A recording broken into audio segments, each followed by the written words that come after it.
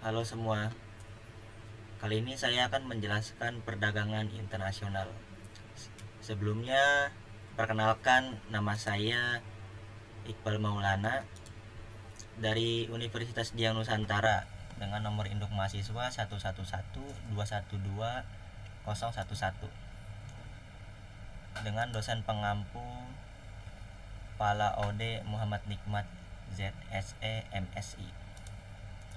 Fakultas Ekonomi Bisnis, Program Studi Manajemen dengan mata kuliah Pengantar Ekonomi Makro. Pertama, apa itu perdagangan internasional?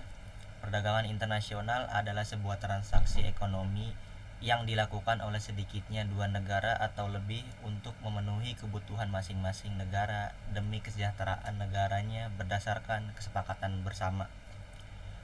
Jadi pada intinya perdagangan internasional adalah perdagangan yang dilakukan oleh suatu negara dengan negara lain atau lebih berdasarkan kesepakatan yang telah disetujui bersama. Efek terjadinya perdagangan internasional. 1. Jual beli barang dan jasa antar negara. Kerjasama antar negara di dunia. Pengaruh terhadap neraca pembayaran suatu negara. Pertukaran ilmu pengetahuan dan teknologi, dan pergerakan sumber daya alam dan manusia serta modal investasi. Tujuan perdagangan internasional. Yang paling utama adalah meningkatkan GDP. Yang kedua, menentukan kebutuhan serta memenuhi kebutuhan suatu negara yang tidak tersedia di negara tersebut. Yang ketiga, memperluas perdagangan. Yang keempat, mendapatkan devisa negara.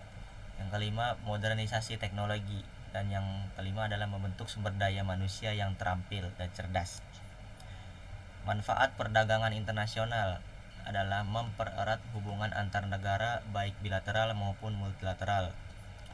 Bilateral adalah hubungan dua negara, sedangkan multilateral adalah hubungan yang lebih dari dua negara, bisa 3, 4, 5 dan seterusnya.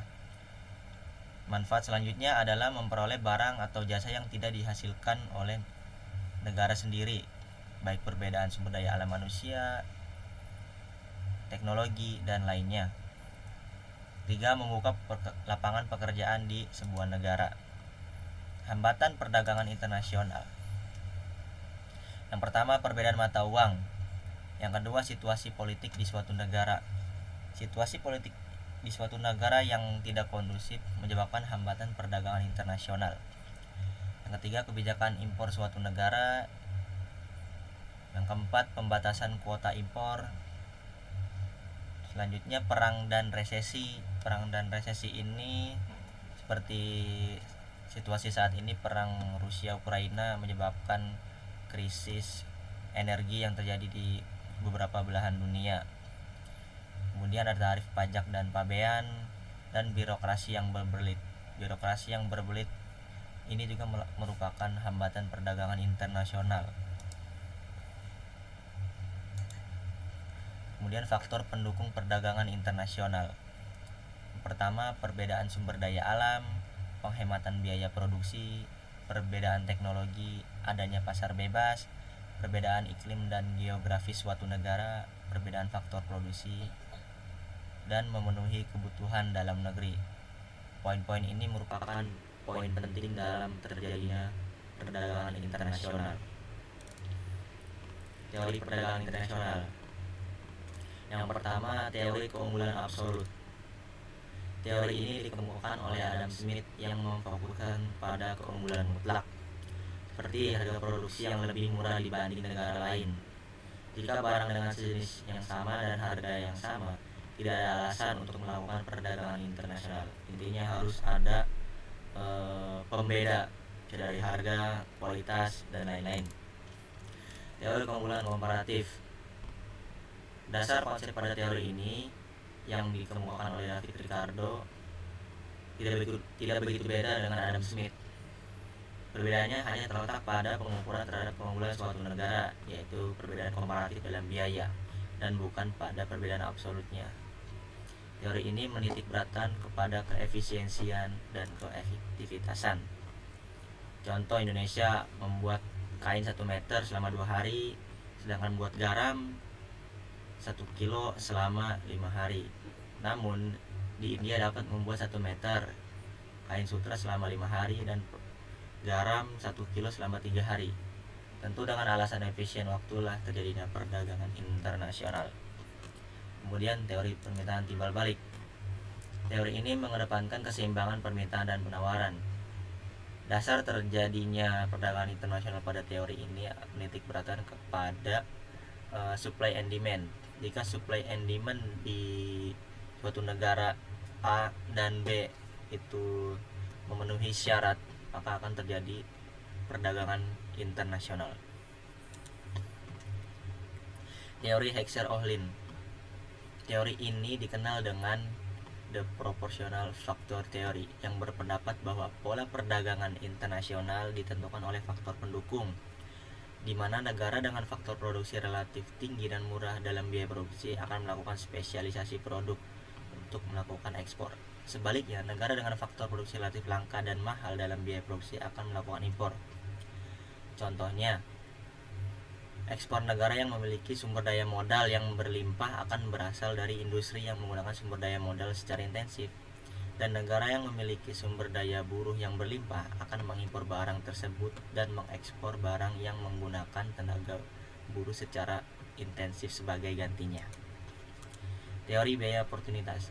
Teori biaya oportunitas juga penting untuk melihat seberapa jauh kita dapat berharap untuk mencapai efisiensi dunia melalui perdagangan bagi negara bebas.